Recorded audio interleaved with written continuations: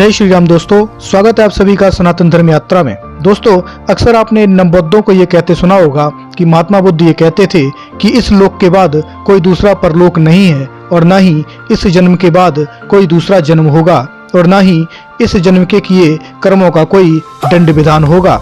तो आइए आपको आज बौद्ध ग्रंथों से ही लोक परलोक के बारे में दिखाएंगे और इनके बौद्ध भिक्षु यानी कि कश्यप ही लोक परलोक की बात कर रहे हैं। तो आइए चलते हैं बौद्ध ग्रंथ दिग्ग निकाय की पृष्ठ संख्या 199 पर। इसमें लिखा है परलोकवाद का खंडन मंडन। उस समय पयासी राजन्य जनकाकीर्ण तृण काष्ण उदक धान्य संपन्न राजभोग्य कौशल राज प्रसेनजित द्वारा दत्त राजदाय ब्रह्मदेव सेवाक्या स्वामी होकर रहता था। उस समय पयासी राजन्य को इस प्रकार की बुरी धारणा उत्पन्न हुई थी कि यह लोक भी नहीं है, परलोक भी नहीं है, जीव मरकर पैदा नहीं होते, अच्छे और बुरे कर्मों का कोई फल नहीं होता। सेवत्या के ब्राह्मण गृहस्थों ने सुना श्रमण गौतम के श्रावक शिष्य श्रमण कुमार कश्यप कौशल देश में 500 भिक्षुओं के बड़े संघ के साथ सिसपावन में विहार करते हैं। उन आप कुमार कश्यप की ऐसी कल्याण में कीर्ति फैली है, वह पंडित व्यक्त मेधावी बौद्धूत मन की बात को जानने वाले अच्छी प्रतिभा वाले ज्ञानी और अरहंत हैं। इस प्रकार के अरहंतों का दर्शन अच्छा होता है। तब सेवतब्या के ब्राह्मण गृहस्थ सेतब्या से निकलकर झुंड बांधकर इकट्ठे उत्तर की ओर जहां सिंस पावन था उस ओर जाने लगे। उस समय पयासी राजन ने दिन में आराम करने के लिए प्रसाद के ऊपर गया हुआ था। पयासी राजन ने उन ब्राह्मण ग्रस्तों को जाते हुए देखा। देखकर अपने छत्ता यानी प्राइवेट सेक्रेटरी को संबोधित किया, क्यों छत्ता, ये सेतब्या के ब्राह्मण गृहस्थ सिंस पावन की ओर क्यों जा रहे हैं? भो, श्रमण कुमार कश्यप श्रमण गौतम के श्रावक सेतब्या में आए हुए हैं। उन कुमार कश्यप की ऐसी कीर्ति फैली है, वह पंडित व्यक्त उन्हीं कुमार कश्यप के दर्शन के लिए जा रहे हैं। तो छत्ता, जहाँ सेतब्या के ब्राह्मण गृहस्थ हैं वहां जाओ, जाकर ऐसा कहो पयासी राजन ने आप लोगों का ऐसा कहता है, आप लोग थोड़ा ठहरें, पयासी राजन भी दर्शनार्थ चलेंगे। श्रमण कुमार कश्यप सेतब्या के ब्राह्मण ग्रस्तों को बाल मूर्ख अव्यक्त समझ कर कहता है, यह लोक भी परलोक भी है, जीव मरकर होते भी हैं, अच्छे और बुरे कर्मों के फल भी हैं, किंतु यथार्थ में छत्ता ये लोक नहीं है, परलोक नहीं है। बहुत अच्छा कहकर छत्ता वहां पर गया। जाकर बोला, पयासी राजन ने आप लोगों को यह कह रहा है, आप लोग थोड़ा ठहरें। तब पयासी राजन ने सेतब्या के ब्राह्मण ग्रस्तों को साथ ले जहाँ सिंस पावन में आयुष्मान कुमार कश्यप थे वहां गया। जाकर आयुष्मान कश्यप के साथ कुशल क्षेम पूछने के बाद एक और बैठ गया। सेतब्या के ब्राह्मण ग्रस्तों में से कितने कुमार कश्यप को अभिवादन कर एक और बैठ गए, कितने कुमार कुशल क्षेम पूछने के बाद एक और बैठ गए, कितने कुमार कश्यप की ओर हाथ जोड़कर एक और बैठ गए, कितने अपने अपने नाम गोत्र को सुना एक कर बैठ गए, कितने चुपचाप एक और बैठ गए। एक और बैठे पयासी राजन ने आयुष्मान कुमार कश्यप से ये कहा, हे कश्यप, मैं ऐसी दृष्टि ऐसे सिद्धांत को मानने वाला हूँ, यह लोक भी नहीं है, परलोक भी नहीं है। तब राजन ने पहली ऐसी दृष्टि और ऐसे सिद्धांत के मानने वाले को मैंने ना देखा ना सुना था, तुम कैसे कहते हो ये लोक भी नहीं है? तो राजन ने कहा, तुम्ही से पूछता हूँ, तुम्हें जैसा सूझे वैसा उत्तर दो। राजन ने, तो क्या समझते हो, ये चांद और सूरज क्या इसी लोक में है या परलोक में है? मनुष्य या देव ये किस लोक में है? तो राजा कहता है, हे कश्यप, ये चांद सूरज परलोक में है, इस लोक में नहीं, देव है, मनुष्य नहीं। राजन ने, इस प्रकार से तुम्हें समझना चाहिए, यह लोक भी है, परलोक भी है। हे कश्यप, अब चाहे आप जो कहें, मैं तो ऐसा ही समझता हूँ, यह लोक भी नहीं, परलोक भी नहीं।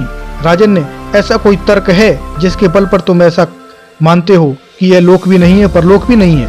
हे कश्यप, ऐसा तर्क है जिसके बल पर मैं ऐसा मानता हूँ, यह लोक भी नहीं है, परलोक भी नहीं है। और वो तर्क देता है कि मरे नहीं लौटते। तो वो क्या कहता है कि हे कश्यप, मैंने कितने मित्र अमात्य और एक ही खून वाले बंधु हैं जो जीव हिंसा करते हैं, चोरी करते हैं, दुराचार करते हैं, झूठ बोलते हैं, चुगली खाते हैं, कठोर बात बोलते हैं, निरर्थक प्रलाप करते रहते हैं, दूसरे के प्रति द्रोह करते हैं, द्वेष चित्त वाले तथा बुरे सिद्धांतों को मानने वाले, वे कुछ दिनों के बाद रोगग्रस्त हो बहुत बीमार पड़ जाते हैं। जब मैं समझ जाता हूँ कि वे इस बीमारी से नहीं उठेंगे तो मैं उनके पास जाकर ऐसा कहता हूँ, कोई कोई श्रमण ब्राह्मण ऐसी दृष्टि ऐसे सिद्धांत को मानने वाले हैं जो जीव हिंसा करते हैं, चोरी करते हैं, वे मरने के बाद नरक में गिरकर दुर्गति को प्राप्त होते हैं। आप लोग तो जीव हिंसा करते थे, चोरी करते थे।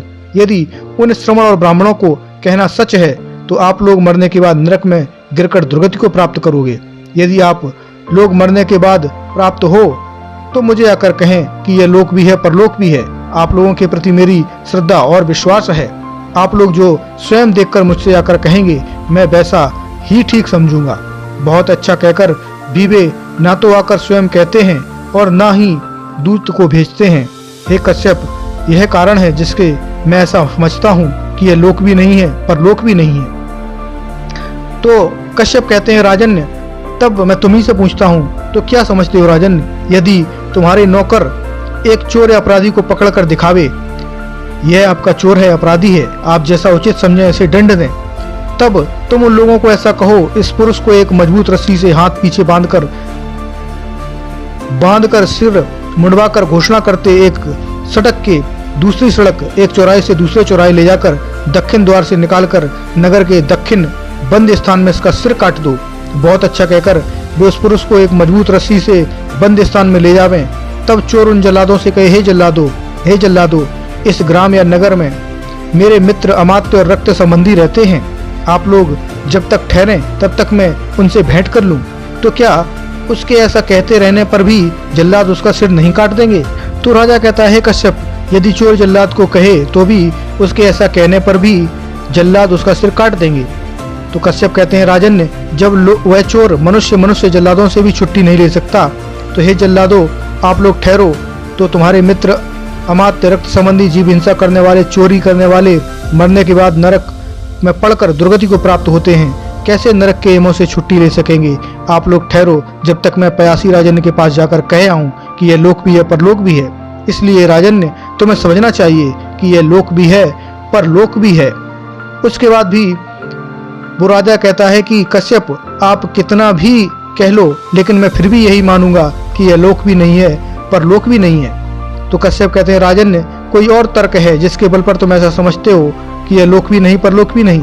तो वो कहता है कि हे कश्यप, ऐसा तर्क है जिसके बल पर मैं ऐसा समझता हूँ कि यह लोक भी नहीं, परलोक भी नहीं। हे कश्यप, मेरे कितने मित्र अमात्य जीव हिंसा व्रत रहते हैं, चोरी करने से व्रत रहते हैं, दुराचार से व्रत रहते हैं और अच्छे सिद्धांतों को मानने वाले हैं। वो कुछ दिनों के बाद रोगग्रस्त हो, बीमार हो पड़ जाते हैं। जब मैं समझता हूँ कि वे बीमारी से नहीं उठेंगे तो मैं ऐसा कहता हूँ कि कोई श्रमण ब्राह्मण ऐसा कहते हैं जो जीव हिंसा व्रत रहते हैं, मरने के बाद स्वर्ग में उत्पन्न हो सुगति को प्राप्त होते हैं। आप लोग तो जीव हिंसा से व्रत रहते थे। यदि उन श्रमण ब्राह्मणों का कहना ठीक है तो आप लोग सुगति को प्राप्त होंगे। यदि सुगति को प्राप्त हो तो आकर मुझसे कहेंगे यह लोक भी है, परलोक भी है। आप लोगों के प्रति मेरी श्रद्धा और विश्वास है। आप लोग स्वयं देखकर जो कहेंगे मैं उसी को ठीक समझूंगा। बहुत अच्छा कहकर भी वे वापस आकर स्वयं नहीं कहते हैं और न ही किसी दूत को भेजते हैं। हे कश्यप, इसी कारण से मैं ऐसा मानता हूँ कि यह लोक भी नहीं, परलोक भी नहीं। तो कश्यप कहते हैं कि राजन्य, तो मैं एक उपमा कहता हूँ। उपमा में भी कितने चतुर लोग बात को झट समझ जाते हैं। राजन्य, मान लो कि कोई मनुष्य चोटी तक संडास में डूबा हो। तुम अपने नौकर को आज्ञा दो, उस पुरुष को उस संडास से निकालो। बहुत अच्छा कहकर वे उस पुरुष को उस संडास से बाहर निकाल दें। उन नौकरों से तुम फिर कहो कि उस पुरुष को अच्छी तरीके से बांस के टुकड़ों से साफ करो। वे साफ कर दें। तो उन्हें फिर कहो कि उस पुरुष के शरीर को पीली मिट्टी से 3 बार अच्छी तरीके से उपटन लगाकर साफ करो। वे साफ करें। उनको तुम फिर भी कहो कि उस पुरुष को शरीर में तेल लगाकर पहला पतला स्नान चूर्ण 3 बार लगाकर नहलाओ। वे नहला दें। उनको तुम फिर भी कहो इस पुरुष के सिर, दाढ़ी, मूछ को मोड़ दो। वे मोड़ दें। उनको फिर तुम कहो इस पुरुष के लिए अच्छी अच्छी मालाएं, अच्छा उपटन, अच्छा वस्त्र लाओ। वे ले आवे। उसको फिर तुम कहो कोठे पर जाकर 5 भोगों, काम गुणों से इस पुरुष को सेवित करो। वे सेवित करें।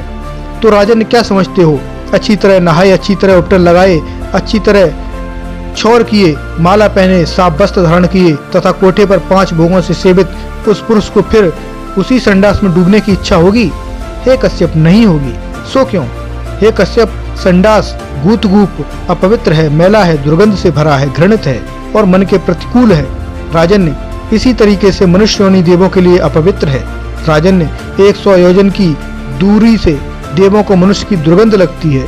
तब भला तुम्हारे कोई मित्र अमात्य स्वर्ग लोक में उत्पन्न हो, सुगति को प्राप्त कर फिर लौटकर तुमसे कहने के लिए कैसे आवेंगे कि यह लोक भी है, परलोक भी है? तो यहाँ पर आपने जाना कि किस प्रकार से एक बौद्ध भिक्षु कश्यप लोक इनमें काम संयम को यहाँ पर वाक संयम डिफेंड करते हुए दिखाई दे रहे हैं। मन का तो यहाँ संयम पर नहीं, आप क्या कहना जो भी चाहेंगे? तो कृपया यह कमेंट में अवश्य कौओं के बताइए। समान होती बने हैं। रहिए सनातन सीखी धर्म यात्रा के शब्द साथ जो और लेते रहिए यथा रोचक एवं धार्मिक जानकारी जैसे ज्वाला के साथ। शिखा बस धन्यवाद। कहलाने वाली जय अग्नि श्री राम।